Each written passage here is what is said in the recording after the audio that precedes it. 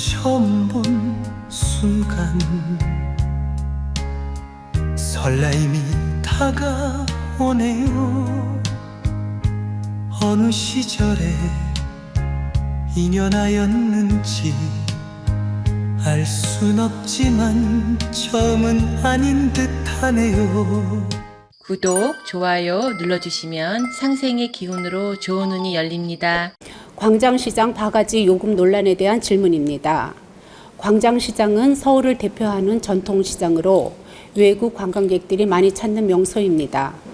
줄 서서 기다렸다 먹는 육회 골목의 북적임, 전통 음식의 구수한 냄새, 오래된 시장 특유의 정치까지 관광객들의 발길이 끊이지 않는 곳입니다. 그런데 바가지 요금 논란 이후 광장시장 분위기가 싸늘하게 식었고 손님들 발길이 끊겨 상인들의 시름이 커지고 있다고 합니다. 이유는 그동안 몇 번 반복되었던 바가지 요금 때문이었는데 얼마 전 노점에서 또 바가지 요금이 발생하면서 상황이 악화되고 있습니다. 더군다나 일반 점포 상인회가 노점상을 대상으로 3억 원 규모의 손해배상 청구 소송을 준비 중이라고 하여 내부적으로도 갈등이 심화되고 있는 상황입니다. 이런 현실을 보면서 우리 국민들은 무엇을 보고 배워야 하는지, 또한 시장의 활기를 다시 찾을 수 있는 좋은 방법은 없는지 스승님께 여쭤봅니다. 감사합니다.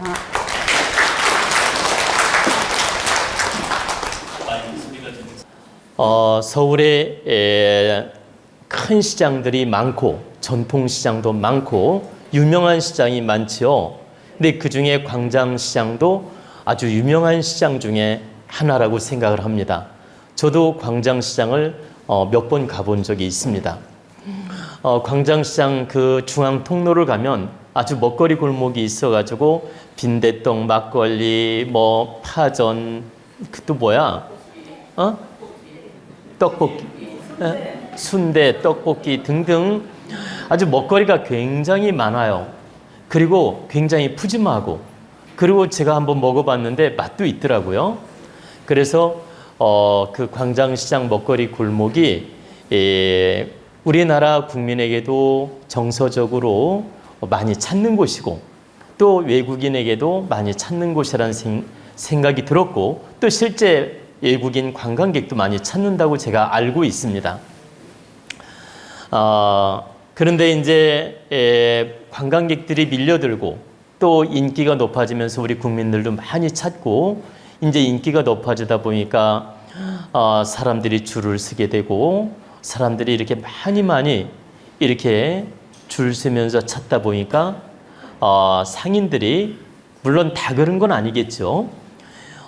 일부 비양심적인 상인들이 폭리를 취하려고 이렇게 바가지 요금을 세운다든가 또는 불친절하다든가 또는 위생이 조금 이렇게 부족하다든가 등등의 이런 문제점이 있을 수 있고 실제 있다고도 생각합니다.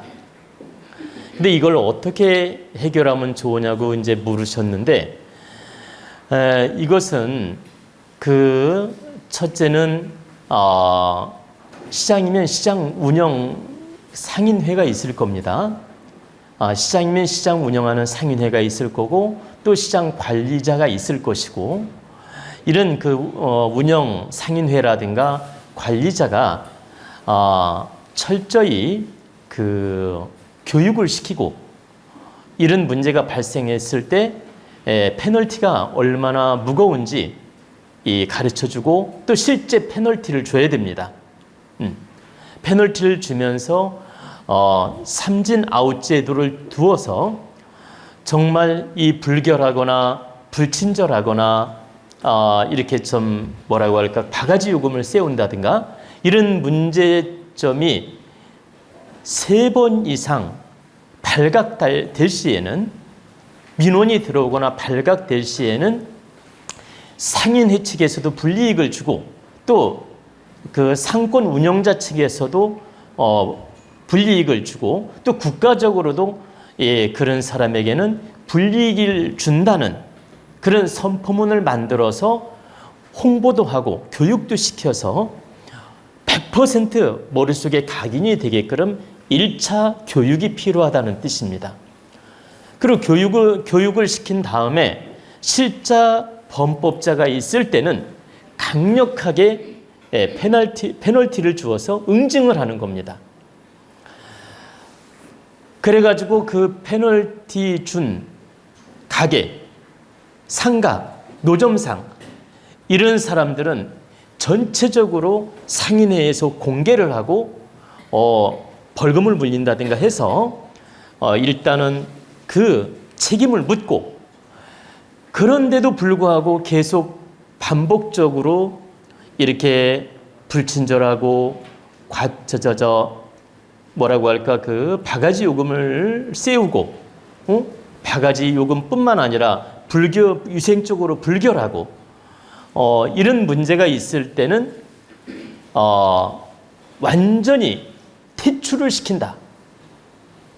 그 광장시장에서 퇴출을 시킨다는 강한 제도를 이렇게 법제화시켜서 시행을 하는 겁니다. 제가 말씀드리는 건 첫째는 계몽 교육이 필요하고, 두 번째 어겼을 때는 벌금을 물리고, 또 그것도 어겼을 때는 퇴출시키는 강법을 쓰는 것입니다. 이렇게 해서 정화운동을 해야 앞으로 광장시장이 살아나고 또 이런 그 불명예스러운 일이 생기지 않는다는 뜻입니다. 우리나라 국민이 다 그런 건 아니지만 일부 상인들은 개인주의로, 욕심주의로 살다 보니까 불법도 자행을 하고 바가지 요금도 자행을 하고 비위생적인 것도 자행을 하고 불친절한 것도 자행하는 분들이 있다는 뜻입니다.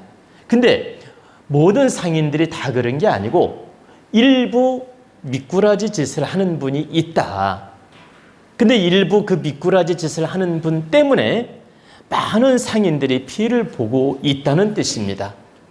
근데 많은 상인들이 피해를 안 보려면, 건전한 상인들이 피해를 안 보려면 강력한 계몽, 또 강력한 그 페널티, 또 강력한 퇴출, 이런 제도를 만들어서 반드시 시행을 해야 된다는 뜻입니다.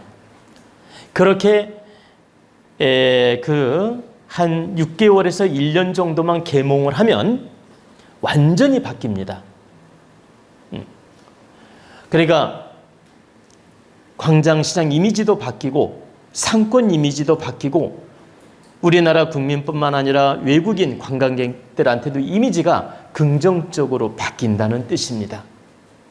그래가지고 다시 상권이 활성화가 되고 상인들이 정말 춤을 출 정도로 상권이 좋아질 거란 뜻입니다. 이게 1차적인 방법이란 뜻이에요. 상인들은 머릿속에 뭐가 들어있을까요? 늘 계산이 들어있어요. 두 번째 뭐가 들어있을까요? 돈이 들어있어요. 세 번째 뭐가 들어있을까요? 이기심이 들어있어요. 그래서 장사꾼이 손해보고 판다는 말은 믿지 말라고 하지 않습니까? 다 거짓말이며 3대 거짓말 중에 하나다. 믿고 손해보고 판다. 나는 믿진다. 나는 손해보고 파는 것이다. 이렇게 말하는 말은 그냥 당연한 거짓말로 생각하시면 됩니다. 3대 거짓말 중에 하나예요. 근데 여러분이 그걸 부정적으로 나쁘게 보아서는 또 안 됩니다. 상인들의 습성이고 상인들의 어떤 입장이고 상인들의 어떤 관념이기 때문에 이걸 막 나쁘다, 좋다 이런 잣대를 놓을 필요가 없다는 얘기입니다. 너무나 당연하게 받아들여야지 이것을 막 부정적으로 마치 사기치는 것처럼 부정적으로 바라볼 필요 없다는 얘기입니다. 너무나 당연하게 우리는 인식하고 받아들이면 된다는 뜻입니다.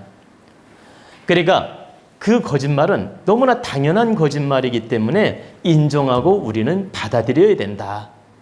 그걸 나쁘게 볼 필요가 없다는 뜻입니다. 근데 여기서 하나 알아둬야 될 건 상인 머릿속에는 계산, 돈, 이기심이 이렇게 가슴속에 늘 들어있어요. 그렇다 보니까 스스로 늘 자성하고 경계심이 없으면 자기도 모르게 참 욕심으로 또 이기심으로 돈의 노예가 되는 것처럼 습관적으로 빠지게 됩니다. 그래서 늘 자신이 깨우치고 노력하는 마음으로 돌아봐야 됩니다. 내가 정말 양심적으로 얼마나 장사를 잘하고 있는지 또 바르게 잘하고 있는지 보세요. 그리고 내가 저 사람을 득되게 하고 있는지 저 사람을 득되게 하면서 나도 득이 되는지 이런 걸 늘 살필 줄 알아야 됩니다. 장사할 때 상대도 득되게 하고 나도 득이 되는 방법을 택하는 사람은 성공합니다. 근데 상대를 막 덤탱이 씌우고 보세요. 바가지 씌우고 피해를 주면서 나만 이익을 보려고 하면 지금 당장은 이익을 보지만 결과는 좋지 않습니다. 그리고 결과는 돈을 벌어도 어디론가 안 좋게 빠져나갑니다. 상인들 꼭 아셔야 됩니다. 내가 기본 양심을 지키면서 나도 득이 되고 당신도 득이 되면서 장사를 잘하면 이 번 돈이 귀하게 쓰인다는 거예요. 아이들한테 써도 귀하게 쓰이고 가족한테 쓰여도 귀하게 쓰이고 나한테 쓰더라도 귀하게 쓰인다. 근데 너무 말도 안 되는 방법, 사기치는 방법, 한마디로 덤탱이 씌우는 방법으로 폭리를 취하려고 하면 당장 폭리를 취해질지는 몰라도 그 결과적으로 그 돈은 바르게 쓰이지 않으며 결과는 아프게 그 돈이 나간다는 얘기입니다. 그래서 상인들이 이건 꼭 알아둬야 될 법문입니다. 여러분은 이익을 위해 노력을 하지만 항상 양심을 가슴속에 딱 쟁여두고 양심을 가슴속에 쟁여두고 정말 기본선은 내가 지키면서 바르게 장사도 하고 바르게 노력도 하고 바르게 거짓말도 해야 된다. 바르게 거짓말 아니라니까 여러분 이상하지 않아요? 거짓말 하더라도 바른 거짓말이 있어요. 상대한테 피해 주지 않는 거짓말. 상대한테 피해 주지 않는 거짓말을 하는 건 하늘도 용납하신다. 근데 너무 말도 안 되는 사기치는 마음으로 거짓말을 하면 그 과보가 반드시 자기한테 온다는 뜻입니다. 그런데 이 물건을 잘 팔기 위해서 이쁜 거짓말, 양심적 거짓말은 하늘도 다 긍정으로 봐준다는 뜻입니다. 여러분, 부동산 아파트 보러 왔는데 그 아파트 중개하시는 분께서 아파트를 보러 왔는데 아파트 단점만 설명해야 맞나요? 장점을 설명해야 맞나요? 그게 설령 조금 거짓말일지라도 장점을 설명하는 게 잘하는 거예요. 하느님이 나무라지 않아요. 장점 설명하는 거에 대해서. 그리고 옷가게 옷을 사러 왔는데 이 옷의 장점을 설명하는 게 맞아요? 단점을 설명하는 게 맞아요? 그게 설령 좀 거짓말일지라도 장점을 설명하는 게 맞다. 음식점도 마찬가지예요. 음식을 잘 만들었어. 내 마음에는 맛도 있고 마음에 들어. 근데 손님 입장에는 이게 조금 부족할 수 있잖아. 2%가. 2% 부족하더라도 손님한테는 뭐예요? 우리 음식이 맛있다라고 설명하는 게 맞다라는 거예요. 내가 2% 부족한 걸 알아. 그래도 맛있다라고 설명하면서 장사하는 게 맞다라는 거예요. 그래서 그렇게 이쁜 거짓말은 하늘도 용납을 하고 다 인정해 준다는 뜻입니다. 근데 그 손님 눈탱이를 까는 마음 여러분 손님 눈탱이를 까는 마음 보세요. 손님 귀를 먹게 하는 마음, 손님 뒤통수를 치는 마음, 이런 마음으로 거짓말을 치면서 장사를 하면 그 과보가 반드시 온다는 뜻입니다. 그래서 여러분이 항상 마음속에 무엇을 담아둬야 돼요? 70%는 내가 정직하게 사업을 하고 정직하게 장사를 하고 정직하게 손님들을 대하겠다. 70%는 정직하게 부동산도 설명해주고 옷가게를 하든 식당을 하든 어떤 일을 하든 70%는 내가 정직한 마음으로 손님을 대하겠다. 그리고 30%는 융통성 있게 이쁜 거짓말을 하면서 하겠다. 30%는 그러니까 70%가 정직하면 여러분 그걸 아셔야 돼요. 대자연의 법칙으로 하늘도 용서하고 70%를 정직하게 하면 손님들이 다 인정해 줍니다. 그리고 조금 거짓말한 건 손님들도 다 봐줍니다. 그리고 손님들도 이쁘게 귀엽게 생각을 합니다. 그래서 여러분이 70% 양심적으로 바르게 손님을 대하고 바르게 설명해주고 30% 정도는 업을 시키면서 잘 이해를 시키는 것도 방법 중에 하나라는 뜻입니다. 장사하는 분들이 100% 고지식하게 하면 오히려 성공을 못합니다. 성공할 것 같죠? 그렇지 않아요.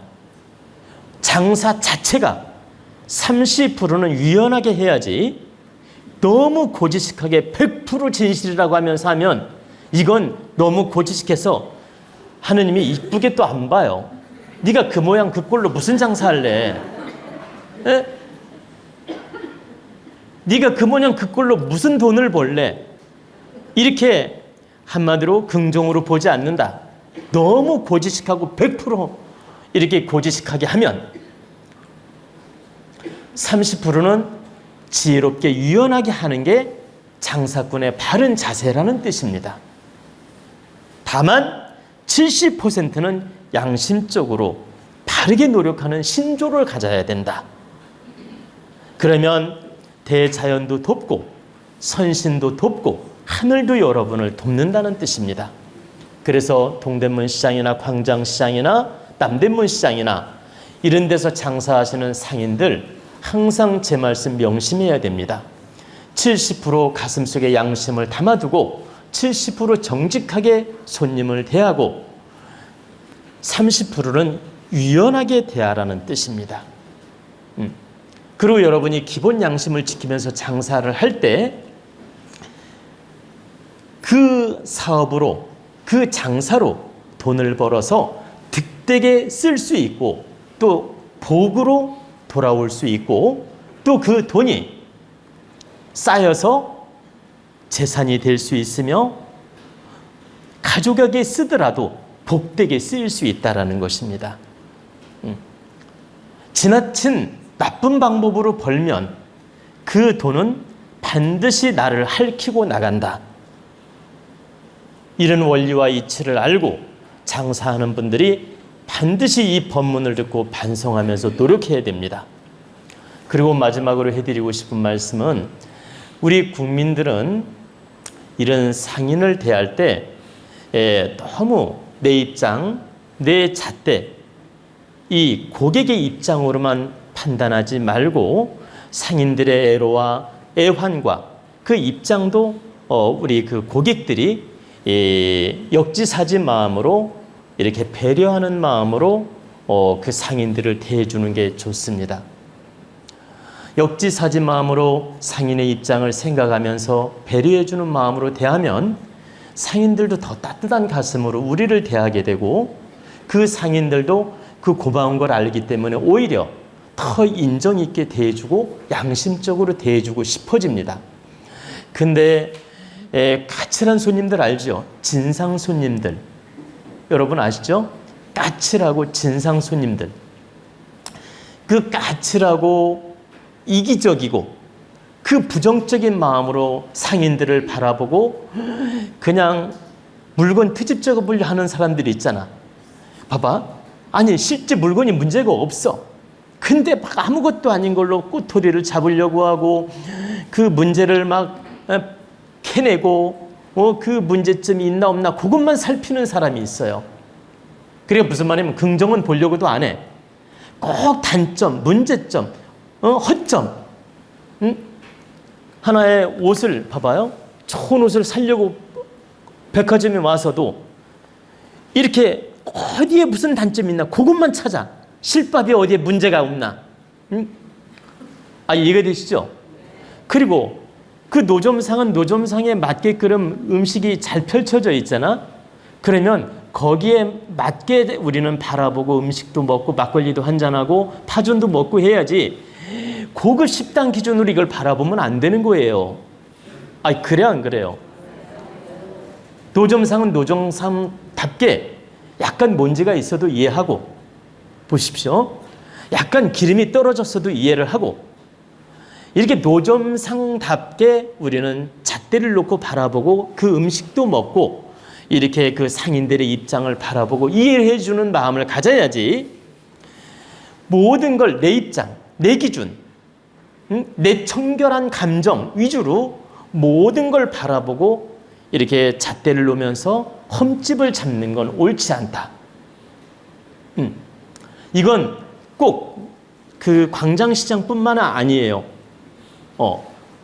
부동산이 됐든 음식점이 됐든 옷가게가 됐든 항상 70%는 긍정적인 걸 먼저 보고 30% 문제가 없는지 확인하는 게 바람직한 것이지, 그 까탈스러운 눈으로 70%를 꼭 부정만 보려고 찾는다면, 그러니까 부정적인 모습만 이렇게 찾아가지고 이 상인들을 힘들게 하고 진상 노릇을 한다면 이것은 우리 국민들의 잘못이며 그 고객들의 잘못이란 뜻입니다. 고객들의 부덕한 태도다.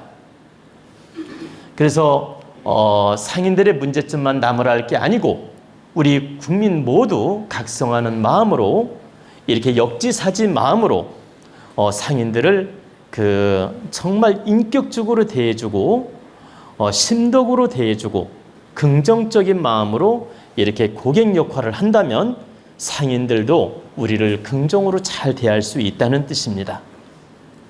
그래서 우리 국민 또한 상생의 마음으로 노력해야 되고, 상인들 또한 상생의 마음으로, 역지사지 마음으로, 서로 득되는 마음으로 노력을 할 때 우리 모두가 좋아질 수 있다는 뜻입니다.